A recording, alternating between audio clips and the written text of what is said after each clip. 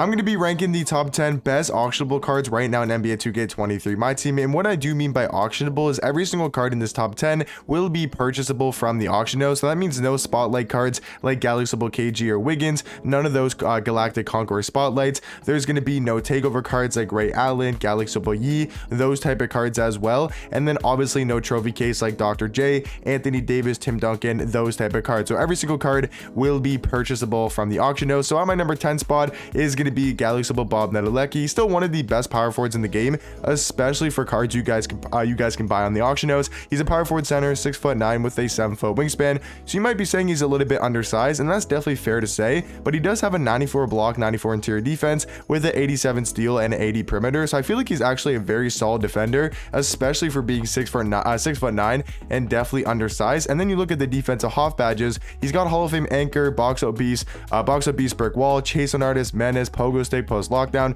rebound chaser, and workhorse as well. So I'm not too worried about this card on the defensive end. He's also got some really good rebounding stats, but offensively is where this card's at. He's got such a good jump shot with that O-shaper set base, one of the best bases my team on quick timing. And then they also gave him like the MJ dribble style and the normal leaner. So I do believe Bob Knittalecki going to be the 10th best auctionable card. Now coming in on my number 9 spot is going to be Pink Diamond DRob. You could still say he's the second best center in the game, obviously behind Yao Ming, who we'll definitely talk about later in the video. He's a 7'1" center with a 7'5" wingspan. I mean, the card's going to be really nice in the pick and pop. That's probably one of the best things about this card is going to be his, jump shot and just his ability to score on the offensive end. He's got an 87 3 ball, 94 mid range. Like I said, does have a pretty good jump shot in my opinion. I still think it's really easy to green. I am very curious to see, what his release does look like on quick timing once he gets his Galaxy Opal or his Dark Matter as well. But DRob with his Pink Diamond, I do think is going to be the 9th best auctionable card. Still a very, very good center that you guys can buy off the auction house. Coming in at the number 8 spot, one of the best auctionable shooting guards going to be Galaxyable Terry Dishinger. He's 6'7" with a 6'11" wingspan and just has such good all-around stats. Like, I mean, at least looking at this card stats and badges wise, you can't really point out a flaw. Like, he's a good defender,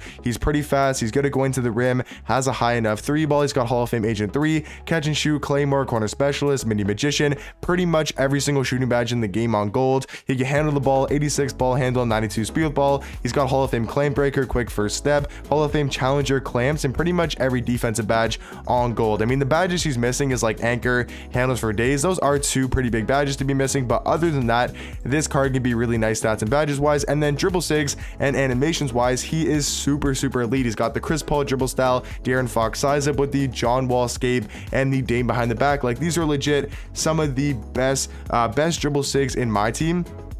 And then he's also got a great jump shot. He's got the Rudy Gay base, Carmelo Anthony upper on quick timing with the normal leaner. So all around, I think Terry Dishinger going to be the 8th best auctionable card. Now coming in at the number 7 spot, this is where I feel like we start getting to some very, very good auctionable cards. Those first 3 are still very good, but I just think Dirk Nowitzki is kind of on a whole different level. He's such a good power forward, being 7'1" with a 7'3" wingspan. We all know Dirk going to be very nice on the offensive end, having a 98 3 ball, 98 mid range. Definitely one of the best 3-point shooters in the game, having Hall of Fame Agent 3, AM to blinders, catch and shoot, claymore, corner specialist, deadeye, guard up, limitless range. And the thing about Dirk is, even though he always has a high 3 ball on my team and always has tons of Hall of Fame shooting badges, but the one thing about Dirk and his jump shot is always super slow and always such a bad release. But this year they changed his jump shot to the Bielitsa base Tim Duncan upper on quick timing, so he's actually got a fast jump shot, really fast for a Dirk card that's actually pretty easy to green. And then he's also got the MJ dribble style and the Kobe Bryant escape. So this card can move a little bit for your power forward,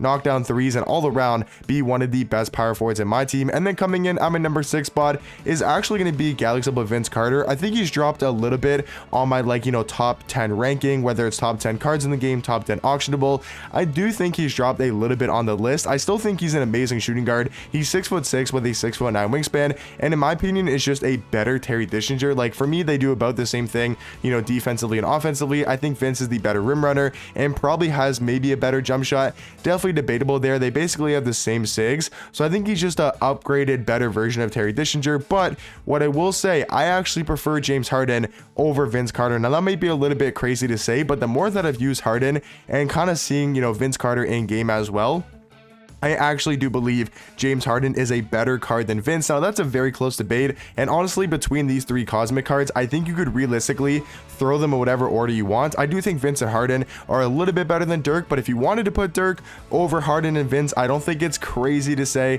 and if you wanted to throw Vince over Harden, that obviously makes sense as well. But in my opinion, the more that I've used these cards, I've kind of changed my opinion and my thoughts on them. I think Harden's going to be the best out of three and going to be the 5th best auctionable card. Now, coming in at the number 4 spot, I do think Scottie Pippin has actually risen up a lot on my rankings because he's such a good small forward and he can play shooting guard as well. I think he's just super versatile compared to a guy like Vince Carter. You could say Vince is probably the better shooting guard than a guy like Scottie Pippin, but the thing about Pippin is he's actually better at small forward, but he's still arguably like the best shooting guard in the game, and he's arguably the best small forward as well. So I think Scottie Pippin is a lot better than I thought he was when he first came out. He's such a good small forward. He's 6'8" with a 7-foot wingspan. We all know he has great defense, 98 steal, 98 lateral quickness, 98 perimeter, and a 91 interior defense. But I think the one thing I forgot is how good of a jump shot he has. From using his pink diamond, the level 40 in season 1, that was on normal timing, and now he's got his release on quick. So he's got such a good release, super easy to green in the catch and shoot.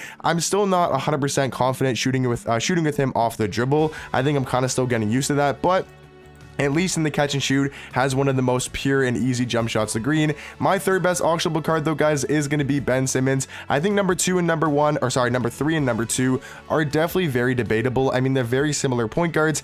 I just think Ben Simmons is slightly worse. He's still a really good point guard, obviously, probably the 2nd best in the game, being 6'11" with a 7-foot wingspan. We know Ben's going to bring the defensive side of things to the table. Obviously, one of the best defenders in my team, at least all around, especially for his position. Like, he's 6'11" at the point guard spot, has a 90 block, 94 steal, 94 lateral quickness, 89 perimeter, 86 interior. Like, he's just going to give you such good defense, and he's also amazing at going to the basket with a 95 driving dunk, having Hall of Fame posterizer, limitless takeoff, fast twitch, bully, and acrobat as well. So I mean, the card can finish at the rim, play really good defense, super fast for a card that's 6'11". The only flaw, and the reason why I have him at the number 3 spot and not number 2, is because of the 65 3 ball compared to a guy like Auctionable Magic Johnson. Like I said, I think these are the 2 best point guards in the game and 2 of the top 3 cards in my team. I think if you were to count, unauctionable cards as well, like a KG or Ray Allen, then maybe my top 3 looks something a little bit different. But for auctionable cards,